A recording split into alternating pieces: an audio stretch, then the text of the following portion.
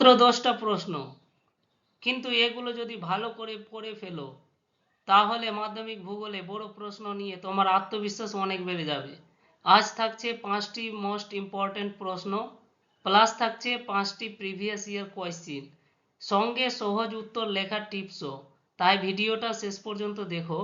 চলো শুরু করি প্রথম প্রশ্ন দিয়ে। তো এটা আমাদের প্রথম পর্বটা আছে, এখানে গুরুত্বপূর্ণ সম্ভাব্য প্রশ্নাবলীর সাজেশনও রয়েছে, ঠিক আছে। তো আমাদের প্রথম কোয়েশ্চেন যেটা, সেটা হচ্ছে ওজোন স্তর ধ্বংসের প্রধান কারণগুলি আলোচনা করো এবং মানব জীবন ও পরিবেশের ওপর এর কুপ্রভাবগুলি ব্যাখ্যা করো। ঠিক আছে, তো আমাদের কোয়েশ্চেন কি আছে, কোয়েশ্চেনটা ভালো করে বুঝে নাও। ওজোন স্তর, এর উপরে কি জিজ্ঞেস করেছে, এর উপরে বলছে যে ধ্বংসের প্রধান কারণ, ধ্বংসের প্রধান কারণ। এবং আমরা দ্বিতীয় যেটা দেখব সেটা হচ্ছে যে মানব জীবন ও পরিবেশের ওপর এর কুপ্রভাব। ঠিক আছে, মানব জীবন এবং পরিবেশের ওপর কুপ্রভাব। ঠিক আছে, তো আমরা এই জিনিসটাকে ডিল করব এক এক করে। ঠিক আছে, তো আমরা যখন উত্তর লিখব, তো উত্তরটা আমরা, আমাদের যেটা ফ্রেম থাকবে, এটা ফ্রেম তোমরাও মানে এই ফ্রেমেই লিখতে পারো, তো উত্তরটা অনেক ভালো হবে এবং নাম্বারগুলো খুব ভালো পাবা। ঠিক আছে, তো আমরা প্রথমে যেটা লিখবো সেটা হচ্ছে ইন্ট্রো। প্রথমে ইন্ট্রোডাকশনটা দিব, মানে ভূমিকাটা। ঠিক আছে, দ্বিতীয় হচ্ছে মেন পয়েন্ট গুলো। ঠিক আছে, মেন পয়েন্ট। আর 3 নম্বরে থাকবে আমাদের কনক্লুশন। তো কনক্লুশনটা কি হচ্ছে, যেটা আমরা নিষ্কর্ষ, যে কি করা যেতে পারে এগুলো সাজেশন নিয়ে লাস্টে তোমরা সাজেস্ট করতে পারো যে এরকম এরকম করে নিয়ে চলতে আমরা পারি। ঠিক আছে, তো এই মানে এই 3 পয়েন্টের উপরেই আমরা কি করব, পুরো উত্তরগুলোকে কিন্তু দেখব। ঠিক আছে, তো আমাদের যেটা ইন্ট্রো পার্ট আছে, তো ইন্ট্রো পার্টে তাহলে আমরা কি লিখব, যে ইন্ট্রো পার্ট আছে আমাদের, তো ইন্ট্রো পার্টে আমরা কি লিখব, প্রথম কোয়েশ্চেন এটাই আছে যে ইন্ট্রোতে কি লিখব, ভূমিকা যে আছে ভূমিকাতে কি লিখবো, কোত্থেকে শুরু করব। তো ভূমিকা যখনই লিখবা, তো ভূমিকা লিখবা ওজোন স্তরের উপরে তোমরা যা জানো, ওজোন স্তরের উপরে, ওজোন স্তরের উপরে যা জানো তোমরা, যেমন ওজোন স্তর কাকে বলে। ঠিক আছে, এখান থেকে শুরু করতে পারো, বা ওজোন স্তরের উপরে যে ফ্যাক্ট গুলো রয়েছে, ঠিক আছে, যে কোথায় পাওয়া যাচ্ছে, কোন স্তরে পাওয়া যাচ্ছে, ঠিক আছে, এর ফলে কি হয়, সেগুলো তোমরা একটা মোটামুটি 20 থেকে 30টা শব্দে তোমরা কিন্তু লিখতে পারো। ঠিক আছে, 2 থেকে 3 লাইন একটা সুন্দর করে ভূমিকা লিখতে পারো। যদি এটা তোমাদের 3 মার্কের বা 5 মার্কের হতে পারে, তো 3-এর যদি থাকে তো ছোট 2 লাইনের করে দিবা ইন্ট্রো। যদি 5 মার্কের থাকে তাহলে 3 লাইনের করে দিবা ইন্ট্রোটা। ঠিক আছে, তো তোমাদের তো যেহেতু শব্দ সীমা দেওয়া নাই, ঠিক আছে, শব্দ সীমা নাই, তো তোমরা মোটামুটি 50 থেকে 60টা শব্দে তোমরা লিখতে পারো। ঠিক আছে, 5 মার্কের যদি থাকে তাহলে তোমরা আহ, মোটামুটি 10 থেকে 12 লাইন লিখলে তোমাদের যথেষ্ট। ঠিক আছে, 10 লাইন লিখলেই হয়ে যাবে। ঠিক আছে, তো এখানে আমরা প্রথমটা দেখছি যে ওজোন স্তর গঠন রাসায়নিক প্রক্রিয়া। আমরা ইন্ট্রোটা দেখে নিয়েছি। ইন্ট্রোটা, ইন্ট্রোতে কি বললাম, যেগুলো বললাম সেগুলো তোমরা সেখানে লিখতে পারো। এবার মেন পয়েন্টে চলে আসছি। ঠিক আছে, মেন পয়েন্টে এবার যদি তোমরা বলো যে ইন্ট্রো লিখে দাও, তো ইন্ট্রো তোমরা এরকম ভাবে লিখতে পারো, আমি যেটা লিখে দিচ্ছি তোমাদেরকে। তো ওজোন স্তর সমতাপ মণ্ডলের, সমতাপ মণ্ডলের 15 থেকে 35 কিলোমিটার উচ্চতায়, 35 কিলোমিটার উচ্চতায় কি আছে, অবস্থিত। ঠিক আছে, এটি সূর্যের ক্ষতিকর অতিবেগুনি রশ্মি, যেটা আল্ট্রাভায়োলেট ইউভি, তো অতিবেগুনি রশ্মির প্রায় 97 থেকে 99% শোষণ করে পৃথিবী জীবজগৎকে রক্ষা করে। ঠিক আছে, তো এটা একটা হয়ে গেল সুন্দর দেখে ইন্ট্রোডাকশনটা। ঠিক আছে, এবার মেন পয়েন্টে যেটা আসছো, মেন পয়েন্টটা তোমাদেরকে করিয়ে দিচ্ছি। তো মেন পয়েন্টে অলরেডি আমরা এখানে কিন্তু কি পয়েন্টগুলো নিয়ে এসেছি, এই কি পয়েন্টগুলোকে তোমাদের কি করতে হবে, ধীরে ধীরে করে এটাকেই ব্যাখ্যা করতে হবে। ঠিক আছে, তো এখানে যেরকম প্রথম রয়েছে ওজোন স্তর গঠন রাসায়নিক প্রক্রিয়া। ঠিক আছে, তো তোমাদেরকে যখন পড়াচ্ছিলাম এই ওজোন স্তরের ব্যাপারে, সেখানে তোমাদেরকে বলেছিলাম যে O2 প্লাস কি ছিল, ইউভি আল্ট্রাভায়োলেট কিরণ। তো এর ক্ষেত্রে কি হয়ে যায়, এটা কি হয়ে যায়, ভেঙে যায়, ও দুটো ও এ মানে ভেঙে যায়। ঠিক আছে, এরপর কি হয়ে যায়, একটা ও প্লাস O2 এটা মিলে কি হয়ে যায়, O3 হয়ে যায়। ঠিক আছে, তো এইরকম কি হয়, ওজনের ফরমেশন হয় বা ওজনের কি হয়, নির্মাণ হয়। ঠিক আছে, তো এখানে তোমরা যে যে লিখবা, যেটা এটাকেই তোমরা যখন বিস্তারিত করবা, বিস্তারিতভাবে লিখবা, তো এখানে লিখতে পারো যে অক্সিজেন ভেঙে একক অক্সিজেনে পরমাণু তৈরি হয়। ঠিক আছে, যা আবার অক্সিজেনের সঙ্গে মিলিত হয়ে ওজোন সৃষ্টি করে। ঠিক আছে, এই জিনিসটা যে হচ্ছে, এই ফরমেশনটাই এখানে একটু লিখে দিবা। ঠিক আছে, তো প্রথম পয়েন্টটা আমাদের হয়ে গেল। এবার দ্বিতীয়, এগুলো কিন্তু আমরা কারণে লিখছি। ঠিক আছে, ধ্বংসের প্রধান কারণগুলোতে। ঠিক আছে, দ্বিতীয় কি আছে, যে যে মানে ধ্বংস যে হচ্ছে, তো ধ্বংসের কারণ কি হচ্ছে, CFC gas, Helen, nitrogen, methane. ঠিক আছে, নাইট্রোজেন ডাইঅক্সাইড এগুলো আছে। তো আমরা সিএফসির ব্যাপারে কি জানি, সিএফসি ক্লোরোফ্লোরোকার্বনের ব্যাপারে তো আমরা জানি এগুলো কোত্থেকে আসছে, এসি থেকে, ফ্রিজ থেকে। ঠিক আছে, আর কোত্থেকে আসছে, এগুলো আসছে তোমার গিয়ে যেরকম স্প্রে থেকে, স্প্রে যখন করো কোনো জিনিস, তো সেখান থেকে আসে। ঠিক আছে, তো এগুলো থেকে নির্গত হয়। সূর্যের আলোতে ক্লোরিন বের হয়, এবং সূর্যের যখন আলো আসে সেখান থেকে কি বের হয়, ক্লোরিন বের হয়। একটি ক্লোরিন কি আছে, পরমাণু হাজার হাজার ওজন অণুকে ধ্বংস করতে পারে। ঠিক আছে, তো একটা যে অণু আছে ক্লোরিন পরমাণুটা, সেটা কি করে হাজার হাজার ওজন অণুকে ধ্বংস করতে পারে। ঠিক আছে, তো মোটামুটি ভাবে তোমরা সিএফসির ব্যাপারে লিখে দিলা। ঠিক আছে, তারপরে অন্যান্য গ্যাস যেরকম হেলান হয়ে গেল, তো হেলানের ব্যাপারে লিখতে পারো যে এটা কি আছে, অগ্নি নির্বাপক যন্ত্রে ব্যবহৃত হয়। এই হেলান গ্যাসটা কোথায় হয়, হেলেন গ্যাসটা যখন যে মানে যে কোথাও অগ্নিকাণ্ড হয়ে গেল সেখানে এই গ্যাসটা ব্যবহার করা হয়। ঠিক আছে, তারপরে ব্রোমিন হয়ে গেল, ব্রোমিন থেকে নির্গত করে সেখানে আবার ওজোন গ্যাসটা ধ্বংস হয়ে যেতে পারে। ঠিক আছে, তো এগুলোর ব্যাপারে তোমরা লিখতে পারো। তারপরে নাইট্রোজেন ডাইঅক্সাইড, যে নাইট্রোজেন অক্সাইড আছে NO2, এর ব্যাপারে লিখতে পারো যে বিমান, তারপরে শিল্প কারখানা, এই কারখানা ও যানবাহন থেকে এগুলো কি হয়, নির্গত হয়। ঠিক আছে, NO2টা, আর এর ফলে কি হয়, ওজোন ক্ষয়টা ঘটায়। 4 নাম্বার কি আছে, মিথেন। তো মিথেন থেকে তোমরা লিখতে পারো, মিথেনটাকে তোমাদের পড়িয়েছিলাম কোত্থেকে বের হচ্ছিল, মিথেন তোমরা ধান ক্ষেত থেকে, জলাভূমি থেকে, গবাদি পশু থেকে নির্গত হয়। ঠিক আছে, আর এগুলো কি করে, বায়ুমণ্ডলে রাসায়নিক বিক্রিয়ার মাধ্যমে ওজোন স্তরের ক্ষতি করে। ঠিক আছে, তো দ্বিতীয় পয়েন্টটাও আমাদের হয়ে গেল।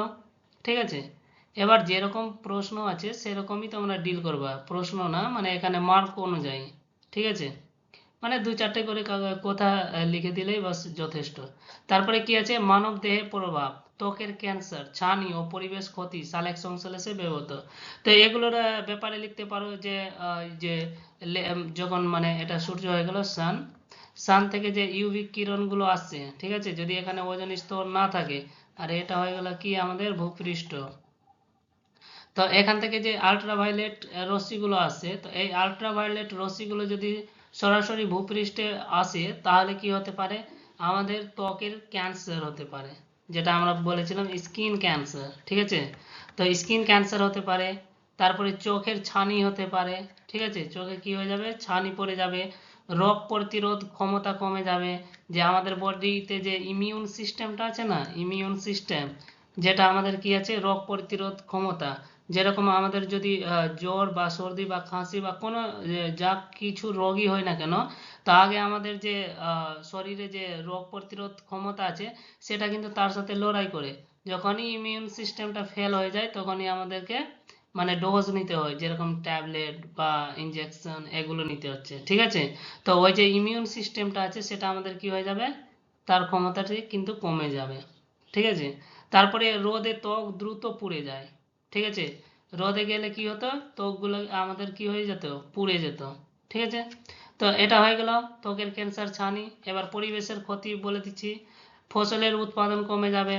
যদি এরকমের ব্যবস্থা হয়, ডাইরেক্টলি যদি সানলাইট আসে কোনো মানে গাছপালার উপরে বা কোনো উদ্ভিদের উপরে, ঠিক আছে, যেরকম ফসল হয়ে গেল বা আর অন্যান্য জিনিস হয়ে গেল, তো ডাইরেক্টলি যদি ওখানে আসে তাহলে কি হয়ে যাবে, সেগুলোকে পাতাগুলোকে তো পুড়িয়ে দিবে। হুম, তো ফসল উৎপাদন ক্ষমতা কি হয়ে যাবে, কমে যাবে। উদ্ভিদের বৃদ্ধি বাধাগ্রস্ত হয়ে যাবে, উদ্ভিদ আর জন্মাতে পারবে না। ঠিক আছে, সামুদ্রিক প্ল্যাঙ্কটন ক্ষতিগ্রস্ত হয়। সমুদ্রের মধ্যে যে প্ল্যাঙ্কটন গুলো আছে, ঠিক আছে, প্ল্যাঙ্কটনের ব্যাপারে তোমরা বোঝার চেষ্টা করবা বা সার্চ করবা প্ল্যাঙ্কটন কি আছে। ঠিক আছে, তো সমুদ্রে ছোট ছোট যে ই মানে প্রাণীগুলো পাওয়া যাবে সেগুলোকে আমরা কি বলি, প্ল্যাঙ্কটন বলি। ঠিক আছে, তারপরে হয়ে যাচ্ছে তোমার বাস্তুতন্ত্রের ভারসাম্য নষ্ট হয়। যে অন্যান্য বস্তু আছে বা আর অন্যান্য কিছু জিনিস আছে সেগুলো কি হয়ে যাবে, নষ্ট হয়ে যাবে। ঠিক আছে, তারপরে আমরা দেখে নিব সরাসরি আন্তর্জাতিক চুক্তি। একটা মন্ট্রিয়াল প্রোটোকল হয়েছিল, এটা কানাডাতে হয়েছিল। ঠিক আছে, কানাডাতে হয়েছিল। তো এই ব্যাপারে তোমরা লিখতে পারো যে এর মাধ্যমে সিএফসি ও অন্যান্য ওজোন ধ্বংসকারী গ্যাসের ব্যবহার কমানোর সিদ্ধান্ত হয়েছিল। ঠিক আছে, নিয়ে মানে যে একটা সিদ্ধান্ত নেওয়া হয়েছিল, এটা কোথায় হয়েছিল, তো কানাডাতে হয়েছিল। ঠিক আছে, প্রোটোকলের নামটা রাখবা মন্ট্রিয়াল প্রোটোকল। কবে হয়েছিল, 1987 সালে। ঠিক আছে, তো এটা লিখে দেওয়ার পর তোমরা কি করবা, লাস্ট যেটা আছে উপসংহারে চলে আসবে। ঠিক আছে, উপসংহার বা একে আমরা কি বলেছিলাম, কনক্লুশন। তো আমাদের কি হয়ে গেল, ইন্ট্রো হয়ে গেল, ভূমিকাটা হয়ে গেল, মেন পয়েন্ট যেটা ছিল উদ্দেশ্যটা সেটা হয়ে গেছে। 3 নাম্বার কি আছে, 3 নাম্বার আমাদের চলছে উপসংহার বা কনক্লুশন। ঠিক আছে, তো এবার আমরা উপসংহারটাই কিন্তু দেখছি। ঠিক আছে, তো উপসংহারে তোমরা কি লিখতে পারো, উপসংহারে দেখো কি লিখবা, উপসংহারে সব সময় কি করবা, যে তোমরা সাজেস্ট করতে পারো বা এরকম লিখতে পারো বা এরকম বলতে পারো যে দেখো, যে এতটা যে ক্ষয়ক্ষতি হচ্ছে, যদি আমরা এই যে ধ্বংসকারী গ্যাসগুলোকে যদি আমরা রিলিজ না করি বা এসি হয়ে গেল, ফ্রিজ হয়ে গেল, ঠিক আছে, এগুলোর ওপর যদি আমরা একটু প্রতিবন্ধ লাগিয়ে দিই তাহলে আমাদের এই ক্ষতিটা হবে না। ঠিক আছে, তো এরকম করে তোমরা সাজেস্ট করতে পারো। ঠিক আছে, তো উপসংহারে এগুলোই তোমরা লিখবা, যেরকম ওজোন স্তর পৃথিবীর প্রাকৃতিক সানস্ক্রিন। ঠিক আছে, আমাদের যে ওজোন স্তর আছে সেটা কি আছে, প্রাকৃতিক সানস্ক্রিন আছে। তাই সিএফসি যুক্ত প্রযুক্তি ব্যবহার এবং পরিবেশ বান্ধব জীবনযাত্রা গ্রহণ করে ওজোন স্তরকে রক্ষা করা আমাদের সবার দায়িত্ব। ঠিক আছে, তো এরকম উপসংহার লিখে এই কোয়েশ্চেনটাকে তোমরা ক্লোজ করতে পারো। ঠিক আছে, তো আমাদের কোয়েশ্চেনটা হয়ে গেল। হেডিং এ কি লিখেছিলাম, ইন্ট্রো, তারপরে মেন পয়েন্ট লিখলা, তারপরে কি ছিল, উপসংহার। ঠিক আছে, তো আমরা কিভাবে ডিল করলাম, এই রকমই তোমাদেরকে কিন্তু লিখতে হবে উত্তরটা। ঠিক আছে, তাহলে তোমাদের কোনো মতেই মানে নাম্বারটা কাটার কোনো মানে কোথাও মানে সুযোগ পাবে না যে নাম্বার এখান থেকে কেটে নি। ঠিক আছে, পরিষ্কার ভাবে লিখবা, অসুবিধা হবে না। ঠিক আছে, তো এখানে তোমাদের পড়ার জন্য ম্যাটেরিয়াল গুলো দেওয়া আছে। ঠিক আছে, যে ওজোন স্তর ধ্বংসের কারণ ও প্রভাব হয়ে গেল। ঠিক আছে, এখান থেকে তোমরা লিখতে পারো, কুপ্রভাব গুলো লিখতে পারো। ঠিক আছে, তারপরে আমাদের যেটা দ্বিতীয় প্রশ্ন হচ্ছে, সেটা হচ্ছে বায়ুমণ্ডলের ট্রপোস্ফিয়ার। আমরা যে লেয়ার গুলো পড়েছিলাম, স্তরগুলো, সেগুলোর মধ্যে ট্রপোস্ফিয়ার আর স্ট্রেটোস্ফিয়ার, এর মধ্যে আমরা 3টি করে পার্থক্য পরিষ্কার ছক আকারে লেখো। তো পার্থক্য আমরা যেভাবে লিখি, একদিকে কি করি, ট্রপোস্ফিয়ার, আর একদিকে কি থাকে আমাদের, একদিকে থাকে আমাদের স্ট্রেটোস্ফিয়ার। ঠিক আছে, স্ট্রেটোস্ফিয়ার। তো আমরা কি করি এই ক্ষেত্রে, যে এদিকে 3টা পয়েন্ট লিখবো, 1 2 3, আর এদিকে 3টা পয়েন্ট লিখবো। ঠিক আছে, তাহলে কি হয়ে যাবে, আমাদের এই কোয়েশ্চেনটা ডিল হয়ে যাবে। যদি 3 মার্কের থাকে, যদি 5 মার্কের থাকে তো 5টা লিখবো। ঠিক আছে, তো আমরা এখানে কি লিখবো, একটা লিখবো আমরা উচ্চতার সীমা ও বিস্তারের ব্যাপারে, 2 নম্বর লিখবো উষ্ণতার পরিবর্তনের ধারা, ঠিক আছে, টেম্পারেচারের ব্যাপারে যেটা। তারপরে লিখবো আবহাওয়া সংক্রান্ত ঘটনা, যে ঝড় বৃষ্টি এগুলো কোথায় হচ্ছে, কোথায় শান্ত আবহাওয়া থাকে, জেট বিমান চলাচলের সুবিধা, কোথায় সুবিধা আছে, এগুলো লিখে আমরা কি করব, ক্লোজ করে দিব। তো পার্থক্যটা আমরা এইভাবে লিখবো। এখানে আমরা যে ভূমিকা, তারপরে মেন পয়েন্ট, তারপরে উপসংহার এগুলো লিখতে যাব না কিন্তু, ঠিক আছে। তো দেখে নিচ্ছি যে এখানে তোমাদেরকে দেওয়া আছে উচ্চতার সীমা, যেরকম এটা কত আছে, 18 থেকে 18 কিলোমিটার তোমার কোন দিকে আছে, 18 কিলোমিটার আছে তোমার নিরক্ষরেখার দিকে, ঠিক আছে। নিরক্ষীয় অঞ্চলে কত আছে, 18, আর কিন্তু মেরুর দিকে যদি যাবা তো সেই দিকে কি হয়ে যায়, 8 হয়ে যায়। এর উপরে কারণ আছে, ঠিক আছে। এটা তোমাদেরকে অলরেডি পড়ানো আছে, গিয়ে লেকচারগুলো দেখো, এর পিছনে কি কারণ আছে জেনে যাবা, ঠিক আছে। তো এরকম ভাবে তোমরা উত্তরগুলোকে কিন্তু লিখে নিবা, ঠিক আছে। তারপরে 3 নম্বর কোয়েশ্চেন হচ্ছে, যেটা ইম্পর্টেন্ট কোয়েশ্চেন, সেটা হচ্ছে যে পৃথিবীর তাপ বাজেট, যেটা হিট বাজেট ছিল। আমাকে তো লাগছে না যে এই হিট বাজেটটা তোমাদেরকে আর এখানে পড়াতে হবে, কারণ তোমাদেরকে ভালো করে বুঝিয়ে দিয়েছিলাম সেখানে। তো লেকচারে গিয়ে দেখো যে ইনসোলেশন কি ছিল, অ্যালবিডো কাকে বলেছিলাম, কার্যকারী সৌর বিকিরণ কি ছিল, এগুলোর ব্যাপারে অলরেডি তোমাদেরকে বুঝিয়ে দেওয়া হয়েছে, এবং সেখানে পরিষ্কার মানে চিত্র এঁকেও তোমাদেরকে দেখিয়ে দিয়েছিলাম। তো এই কোয়েশ্চেনটাকে ডিল করতে হয়তো তোমাদের অসুবিধা হবে না, ঠিক আছে। 4 নম্বর কোয়েশ্চেন আছে বায়ুমণ্ডল উত্তপ্ত হওয়ার প্রধান 3টি পদ্ধতি। তো আমরা বিকিরণ দেখেছিলাম, পরিবহন দেখেছিলাম এবং পরিচালন দেখেছিলাম, এদের উদাহরণও সংক্ষেপে আমরা আলোচনা করেছিলাম, ঠিক আছে। তো বিকিরণ কাকে বলে, পরিবহন কাকে বলে, পরিচালন কাকে বলে, এগুলো অলরেডি করানো আছে, তোমরা গিয়ে লেকচারগুলোকে দেখতে পারো, ঠিক আছে। এখানে তার যে উত্তর আছে সেটা কিন্তু এখানে দেওয়াই আছে। এবার গ্রিন হাউস গ্যাস, যেটা গ্রিন হাউস গ্যাস ইফেক্ট ছিল বা গ্লোবাল ওয়ার্মিং এর ব্যাপারেও খুব সুন্দর করে তোমাদেরকে পড়ানো হয়েছে, ঠিক আছে। তো এরকমের কোয়েশ্চেন আসলে তোমরা কি করবা, এরকমের কোয়েশ্চেন আসলে ওই যে আগে যে টেমপ্লেটটা বানিয়েছিলাম, যেরকম ইন্ট্রো হয়ে গেল, ঠিক আছে, মেন পয়েন্ট হয়ে গেল, কনক্লুশন হয়ে গেল, ঠিক আছে। তো এইরকম ভাবে তোমরা কি করতে পারো, লিখতে পারো, ঠিক আছে। মেন পয়েন্টে এগুলো কিন্তু মেন পয়েন্ট আছে, ঠিক আছে।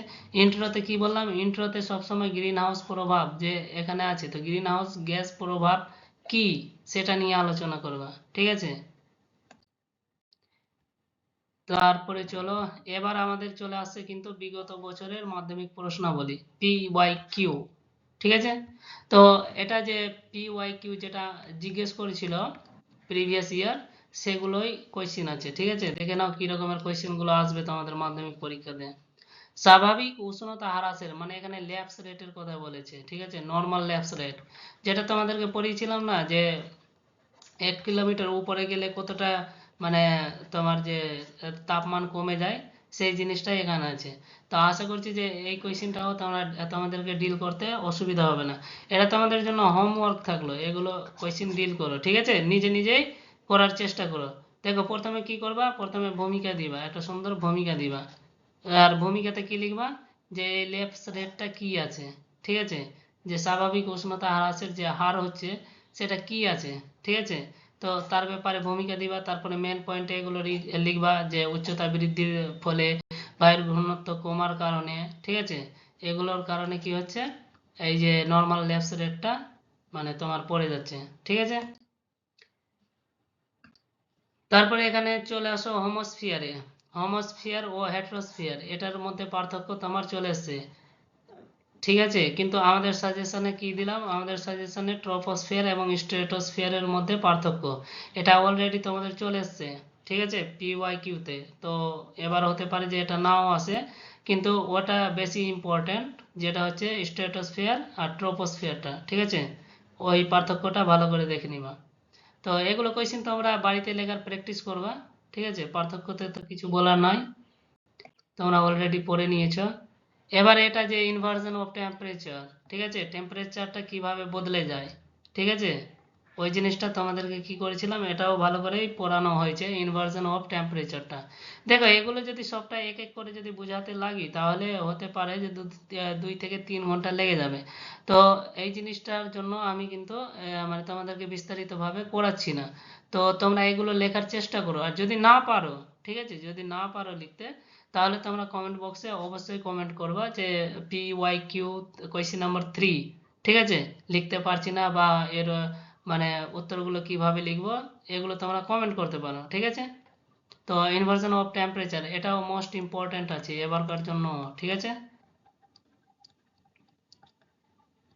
এগুলোকে ভালো করে দেখে যাবো। তারপরে তোমাদের হয়ে যাচ্ছে 4 নম্বর কোয়েশ্চেন এরোসল।